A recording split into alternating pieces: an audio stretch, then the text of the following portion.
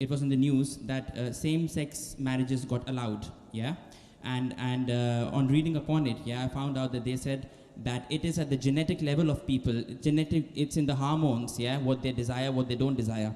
Now, I understand that Islam is completely against this, it doesn't allow this, but what I'm saying is, if someone's got that at a genetic level, yeah, and it's his choice, very good question. and he was born with that kind of tendency, and yet Islam chooses to punish him on something that he was born with. I agree with you. So God it sounds illogical. Yeah. So God made him like that, and God is punishing him for that as well. Brother asked a question that recently in India homosexuality has been permitted, not permitted, but the law says it's not a big crime that was there in the Indian constitution. Yeah. They have softened it, not permitted yet. Yes. It is a court case that took place in Delhi. It's not a law yet. Yes. There's a hue and cry yet. There are many organizations fighting against it. So it's not a law. It's a law in Canada, in USA, in UK, not in India yet. Right. Okay. Yeah. And today there are some scientific research that say that homosexuality is genetic. Yes. So the brother asked the question, if homosexuality is genetic, then who's to blame? How can you consider it to be a sin? Very good question. Yes. This research was done earlier, a few years back, and later on, what was found out that this is totally false. Right. And the person who propounded this himself was homosexual. Right. Okay. So there's no scientific proof yet. It's an assumption.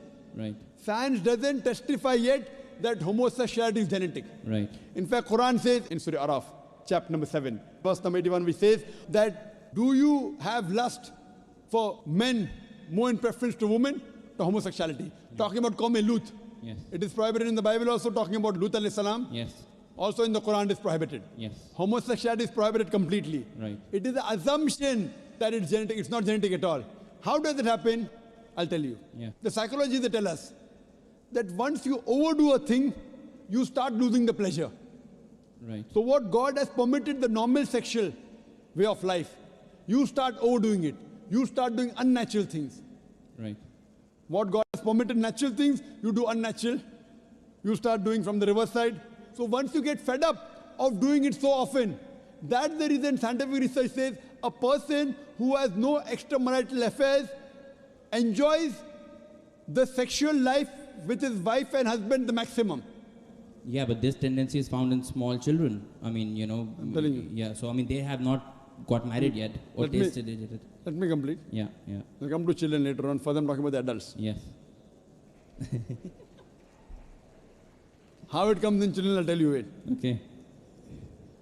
So what happens is once you start overdoing it, you want to enjoy more. So that thing what is normal doesn't excite you any longer. Then you start doing unnatural things. It's not genetic. Right. Talking about children. Yeah. How it comes in children. It doesn't just come out from birth. It's not from birth. Yeah. Because they watch pornographic movies.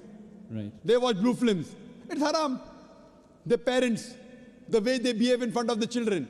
All this has a psychological impact on the child. Right. Don't tell a person who's born, then he starts becoming homosexual. It's not like that at all. It's Right. a misconception. Right. Scientific research doesn't say that. Right. Okay. It is because of the overexposure. Now children watch the blue films, Yeah. the channels, free to air. There are more pornography channels than other channels. Yeah. Very good money. So because of the media, that's how when they see on the channel, they start emulating and that's how they divert. Right. Who's to blame? The channel. Right. Why did the parent allow them? Right. Okay. So they will be responsible for that. Right. Okay. Okay. And That answers me. That's fine.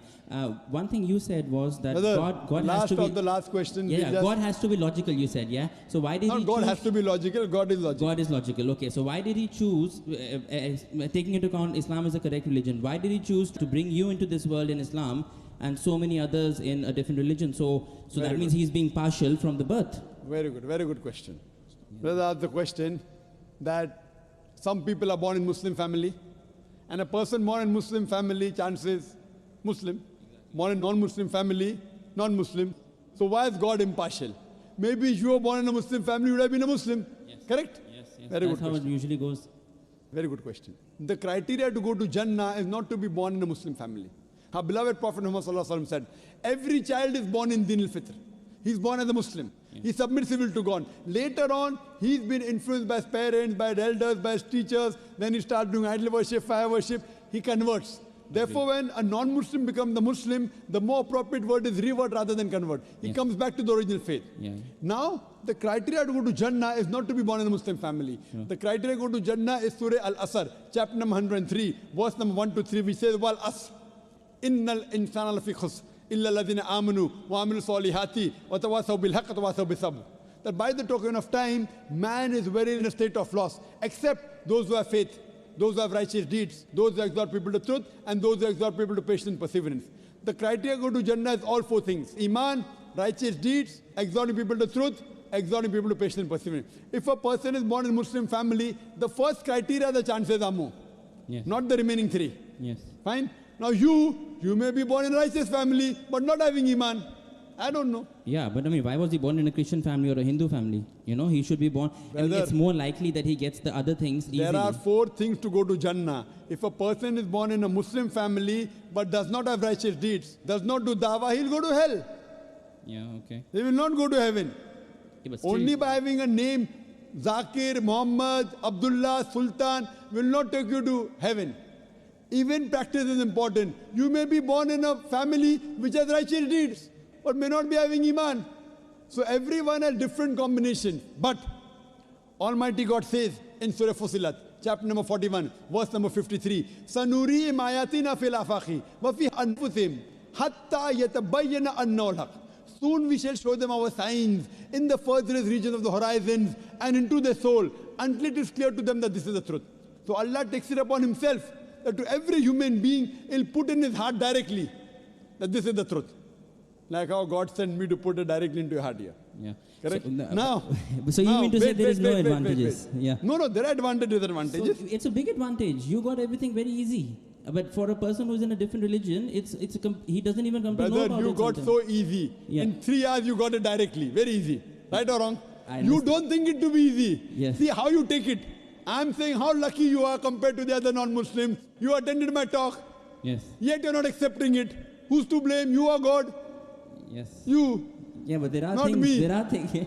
There are a lot. Religion is a big thing. Not big thing. You want to make it big, you make it big. You want to make it important, it's important. The problem is that Almighty God puts in every human being directly. Not always to Dr. Zakir Naik. I am only 0.00001%. It's not me. Some through me, some through others, some directly.